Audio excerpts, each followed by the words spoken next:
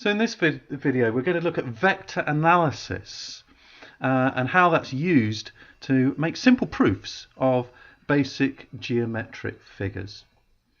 Alright, well, let's start with this vector here. I'm going to introduce first of all the idea of a position vector. So what's a position vector exactly?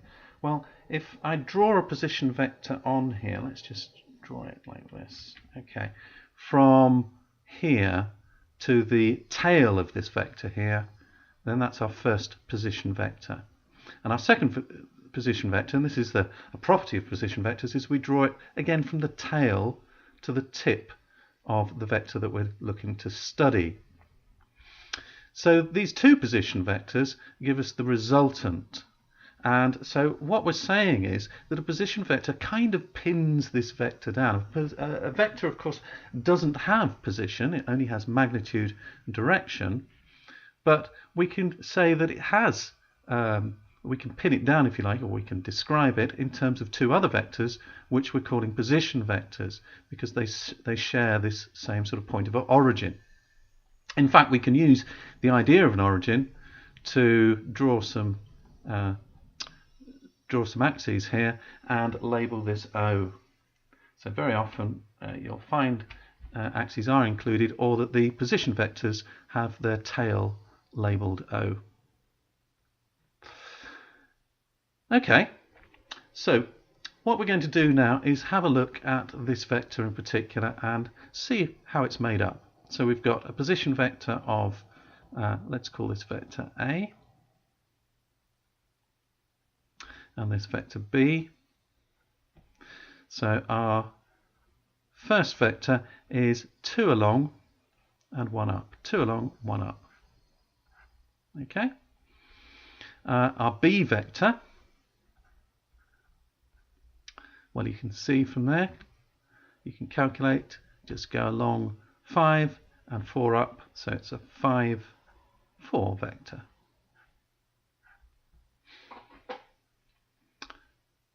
Now, interestingly, we find that if we subtract A from B, so B minus A, we get 5 minus 2 and 4 minus 1, which is 3, 2. Let me see. 3, 2. No, that's not quite right. I know what I've done wrong. Okay, so what we've got here, and you were probably screaming at the screen, is our position vector A is 1 along 2 up, not 2 along 1 up. So let's just correct that mistake. Okay.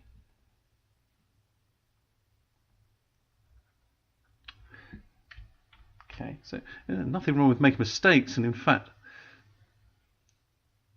one nice thing about this is that it becomes pretty quickly obvious, the mistake that we've made, and then we can correct it. Okay, so I'm subtracting 1, 2, not 2, 1. Okay, so 1, 2, raise that result. 1, 2. So I've got 5 minus 1 is 4, and 4 minus 2 is 2. So that's the result I was hoping for. So what I wanted to show you is that B minus A gives us this resultant here, which you might not have expected. It's not immediately obvious that this vector here, we label it now, is the resultant of these two position vectors, gives us B minus A. Well, one thing we might want to do is prove something like this. And we can prove this interesting result using vector analysis. So what's vector analysis? Well, let's do some vector analysis and learn by doing. So if you want to follow along with this video, what you might want to do is get some squared paper and just draw out the diagram that I'm going to draw next, and then see if you can work through the analysis. Okay, so let's draw another vector. This time, let's erase these. This time what we're going to do is draw it in a downward direction. And here we go. Let's label this, well, we don't know what the length of this is, but let's label it A to B. A to B then. And let's draw our position vectors. Our position vectors, remember, come from the origin. So we've got OA and OB. And so this time what I'm going to do is I'm going to express this relationship between these three vectors in terms of the corners rather than the middle. But I am going to label this A, little a, and little b, because what I want to do is show my result, which was that A plus B gives me the resultant of B minus A. Let's have a go then. So let's start with AB and write it like this. So AB,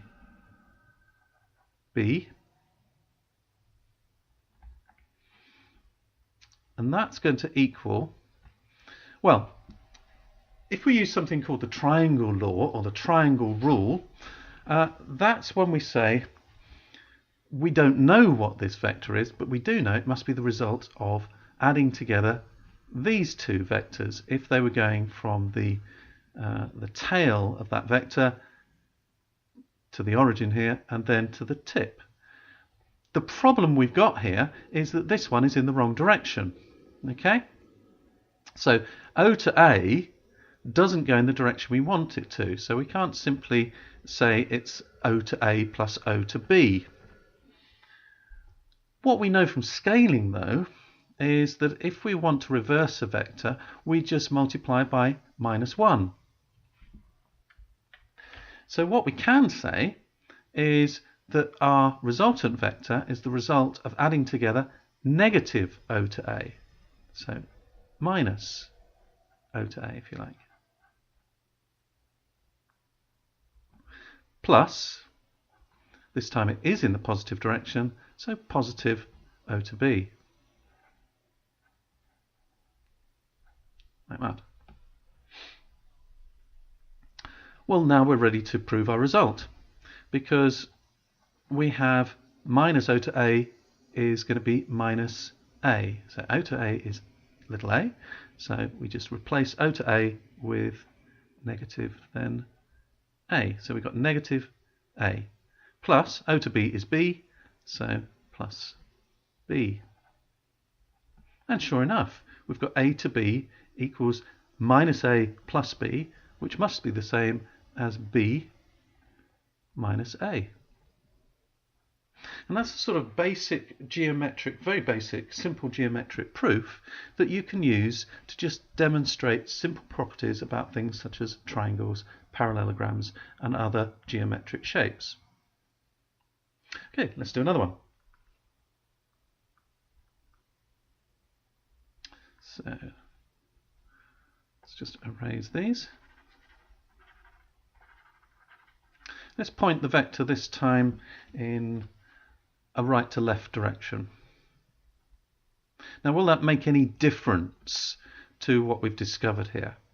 If I draw in my position vectors, can we prove that the result will still be the same? So in other words, if I label this, let's continue to label it A to B, so we've got A to B. Will I still get, if I label that A and that B, there we go, will I still get this length as being B to A? Let's see if we can show that or contradict it. Okay, so let's have a look at, let's erase this for the moment. Start again.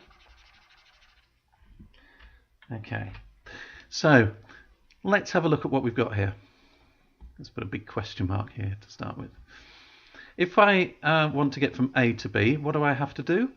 I have to go from the tail along this vector here. So I want to go from A to O, but I haven't got A to O. My position vector is O to A. So again, it's going to be negative O to A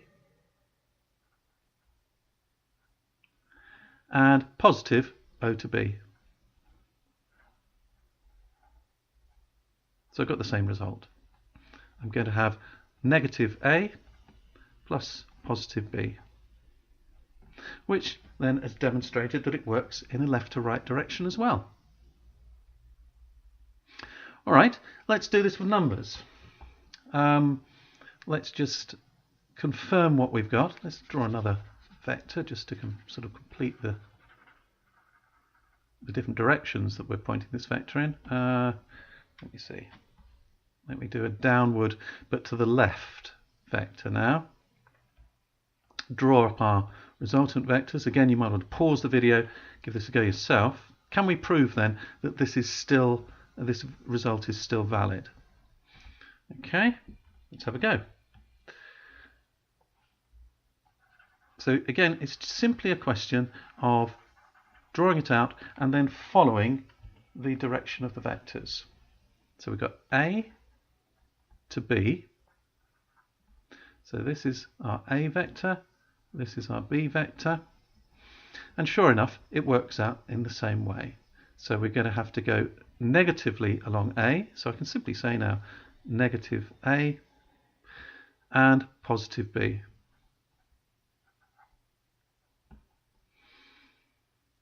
And we can then swap these around because it's commutative. So we go, and we're going to write it B minus A, which maybe was something that they asked us to show. You know, show that A to B is B minus A. Let's check it numerically. So B is 1 along, 2 up. Okay, so let's get this right this time. 1 along, 2 up. 1 in the x direction, you could say. 2 in the y direction. So 1, 2. And now we're going to subtract the A vector. So we're going to say 1, 2, 3, 4, 5 along. So 5 is the x component. So 5. And the y component is 4. And if you like, you can change this to be plus negative 5, negative 4, because that sort of seems a better description of what's actually going on in the vector. But it doesn't matter for the purposes of calculation. We simply add across. So 1 plus negative 5 is 1 minus 5, which is minus 4. And 2 plus negative 4 is 2 minus 4, which is negative 2.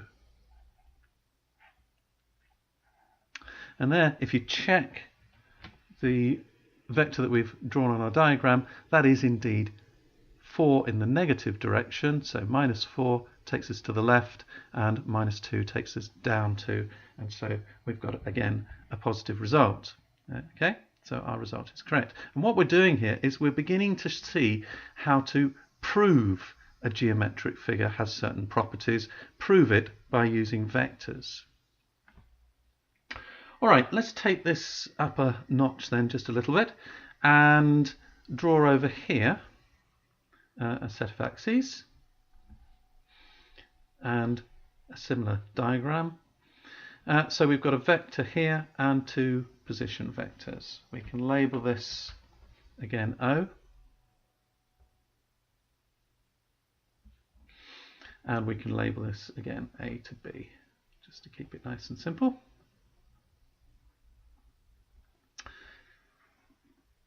Okay, now one sort of way that they might vary this in an exam is they might give you, instead of giving you coordinates, they might just give you a geometric figure. So they might give you a triangle or a parallelogram or some other figure. So here, if we've got a parallelogram, for example, this might be a very interesting way, in fact, to think about why this result actually worked. If I label this O to B as B again, okay, let's just put it in here, there we go, and this is A, and think of these now as sides of a parallelogram. Well, the side here must also be B, right? If we called it C, then we would have to say that B equals C. So if I look at the other side, this would be D. Then we would have to say that D equals, what did we do last time? Okay, so let's say A equals D. So in other words, we could go the other way around this diagram. We don't have to go from here along to the origin to here. We could go in the other direction, and that gives us a very interesting alternative way of proving the same idea. So if we went in the positive direction, what would we have? So we're going to try and show again A to B. Going this time around the parallelogram in this direction, well, here we've got C minus D, because D is going in this direction, and so when we get to this point here, we go backwards, we're going to have to reverse D. So if AB equals C minus D, then and C minus D must equal, so C equals B, so B, and D equals A, so B minus A. So that's just a slightly different way of showing the same result. AB equals B minus A. This time thinking about it more as a geometric figure, sometimes called completing the parallelogram. Okay, now one final important idea that I'm going to introduce in this video is the idea of a midpoint. Let's say they want us to, they give us a couple of vectors, let's say A and B, and they want us to find a vector that's only in connection with a midpoint here. So if we drew the diagonals together of this parallelogram, we would find our midpoint right there. Let's draw up a vector. And what I'm doing as well is I'm just removing the, in fact, let's just erase some of these details now so that we don't get too clogged up. What I'm doing is removing the squares here because I want us to think about this geometrically, so I don't necessarily want us to work this out numerically. I think at the end we'll do a numerical check, so we'll do the numbers, but just for now we're into an algebraic world really, where we're proving things algebraically using vectors. Okay. So now what we're going to do is label these corners. So we've got O, A, B, let's call this C, that makes sense. And the midpoint here we'll label M. So M being the midpoint of this vector, and it will also be where these diagonals cross. In fact, let's draw a vector that's going from O to M, so that would be half of one of these diagonals, like this. So we might get a diagram something like this. And they want us to find that vector there. Let's say they haven't given us C or D, so let's erase those. But they have given us A and B. Or they might say, can you express O to M? So please express O to M in terms of vectors A and B. All right, let's give it a go. Now, before we do anything, how are we going to get from O to M? How do we get from O to M? There are a couple of ways. Obviously, we can go up here, so we could go minus B, and then we would go down this vector here, but we would stop halfway. Okay? I'm actually going to go in the opposite, follow a different path, follow this lower path here, because what will happen when I go along A is I'll then go in a positive direction along vector AB, and that's going to be just make, I think, the sums a little bit easier, the proof a little bit easier to do. Okay.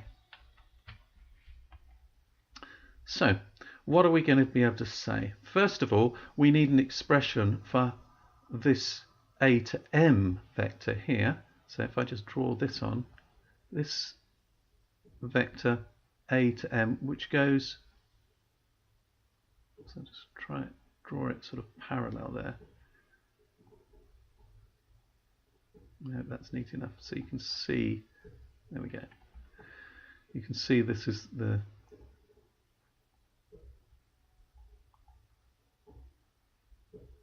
vector a to m, and what that vector is giving us, in fact, is a very clear picture. There we go. A very clear picture that we're talking about half of a to b. So I can say that a to m is in fact half of b to a. Sorry, a to b. Like that. Now we know what a to b is. A to b is b minus a.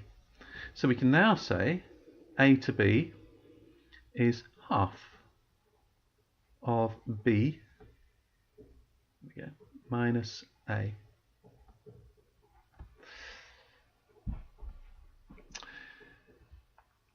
Now we don't want to leave things in brackets like that when we're dealing with vectors. We want a straightforward value for b and a straightforward value for a. So I'm going to expand the brackets now, and let's write it here and say this must be then half b minus half a.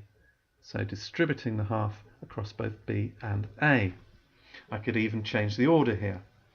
But let's just leave it like that for the moment and go back to the problem. So we're now ready to look at this vector O to M. So let's write O to M.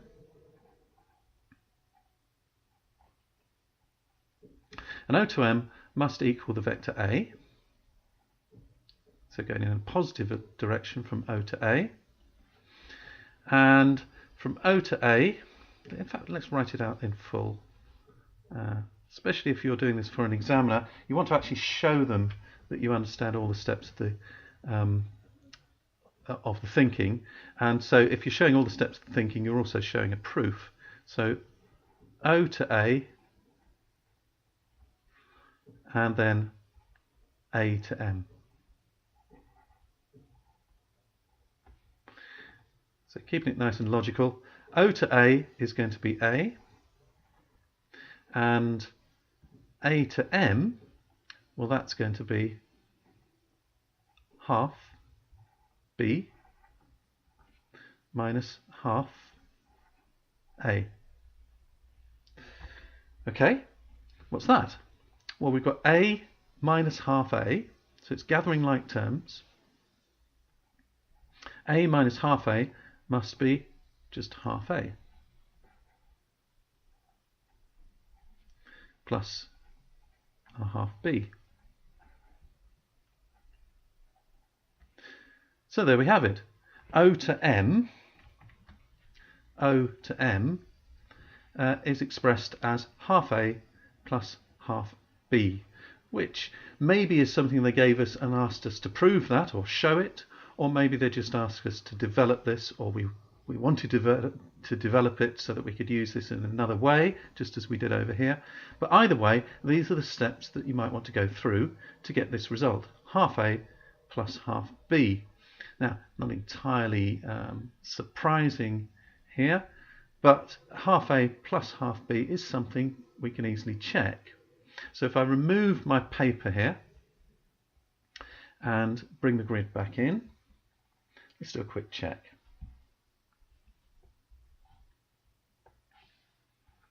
Let's just move that vector there now. Keep it nice and neat. Okay. So I'm going to look at the values now and check that what we've done actually works. So O to M is the green vector here. We say is half A plus half B. Well, let's write it underneath. So check. Half A is going to be half of the A vector. So 3, 4, 5 along, 1 up, 5, 1. And then add to that half of the B vector. Well, B is here, 1 along, 2 up, so half of 1, 2. Okay? Now if you work that out, you're going to get 2.5 plus 0.5 brackets and 0.5 plus 1, giving us 3, 1.5.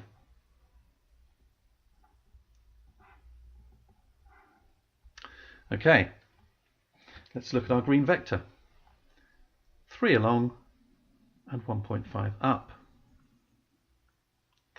So I'm going to say that our algebra was effective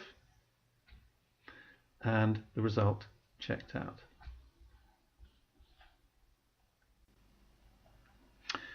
So lastly, let's look at a question that puts these, or at least some of these ideas, into practice. So this is a typical exam style question where we've got a diagram here and we're asked to find A to D, which we haven't got, and show that A to C, which we haven't got either, is equal to D to B. So we need to think about equal vectors. And finally, we need to show that A to D is parallel to B to C. So A to D is parallel to B to C. So quite a bit of work for us to do, and a good example of what I'm calling a find or show that style question. Now, as well as the diagram, they've given us coordinates. So to find A to D, usually, well, we would, if we had the vectors, we would go around the houses here, and that will give us the resultant A to D. But they've given us coordinates. Now, there's a very straightforward but nice trick that you can use when you've got coordinates like this, and that's convert them to vectors.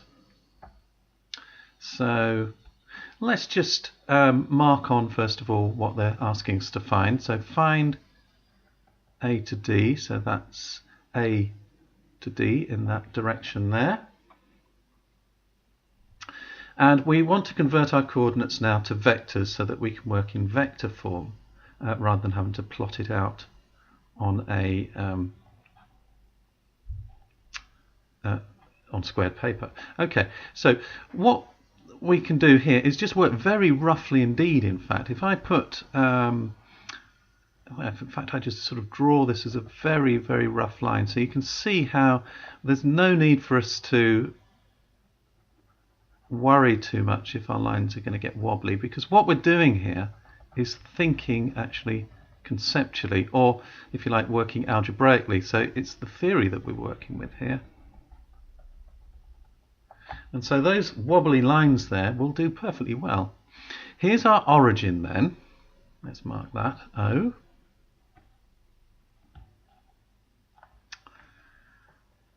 And even though it won't at all match up to what our coordinates are showing us here visually, so if we mapped it out, it would look no doubt very different to this. Nevertheless, it's going to be perfectly fine to work with. Okay, so what I want to do here is show you how to convert these coordinates to position vectors from the origin, and it's pretty straightforward. 0, 5 must mean 0 along. Well, again, it looks like we go along, but we don't in fact. 0 along and 5 up. Therefore, the coordinates, sorry, the vector components must be the same as the coordinates. 0, 5 then.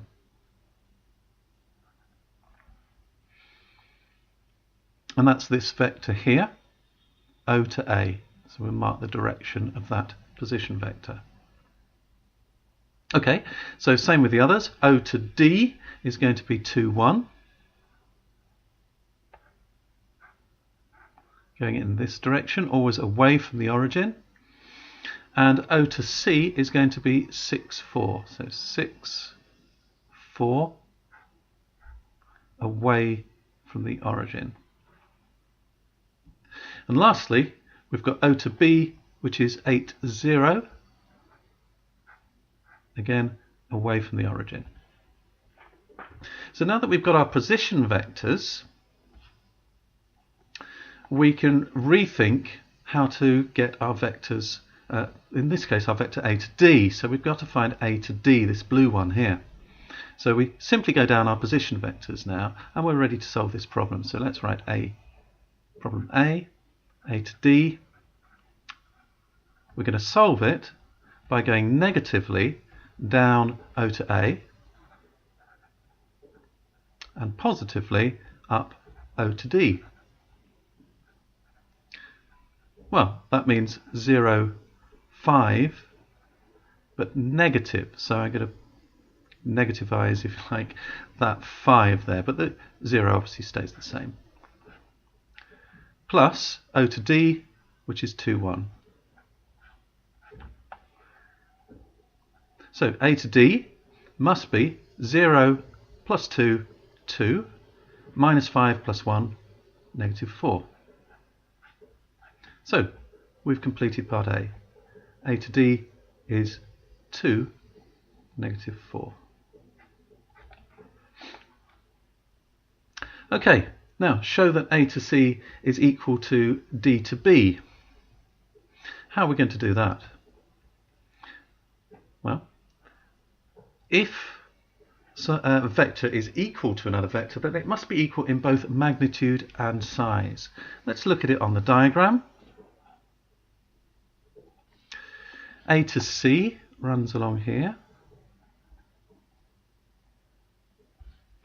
and D to B runs along here. So they do look parallel to one another and equal sized. Now let's prove it. So A to C first, using our position vectors, is going to be negatively O to A again, positively this time O to C.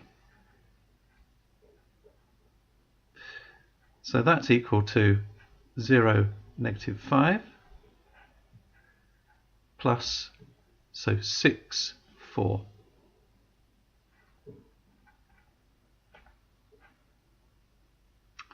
Okay. So A to C, in fact, let's put our answer here, give ourselves plenty of room, is 6, negative 1. So let's now work on D to B. D to B is, well, D to B is going negatively down the O to D vector and positively up the O to B.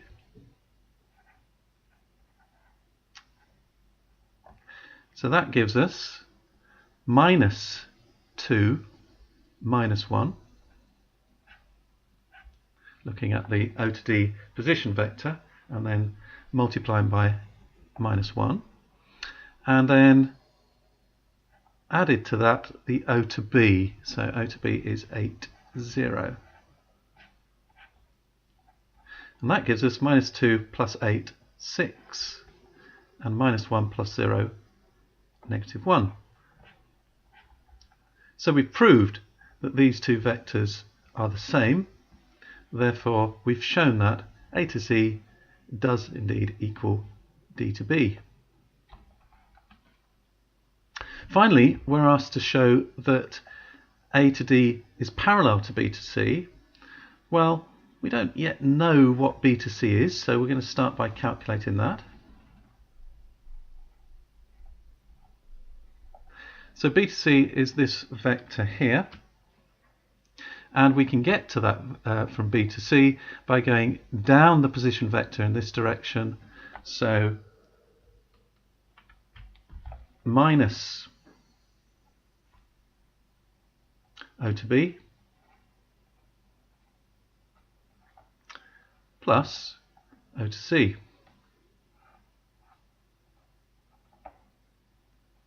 So negative O to B is going to be minus 8, 0.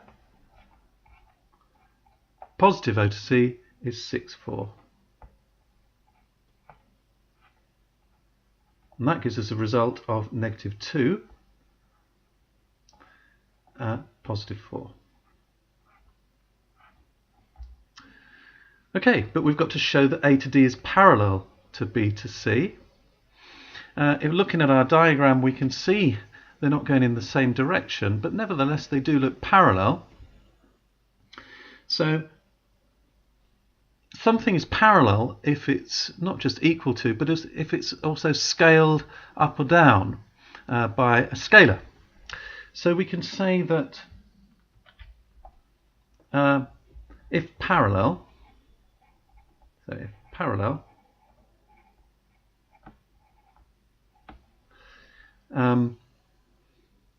A to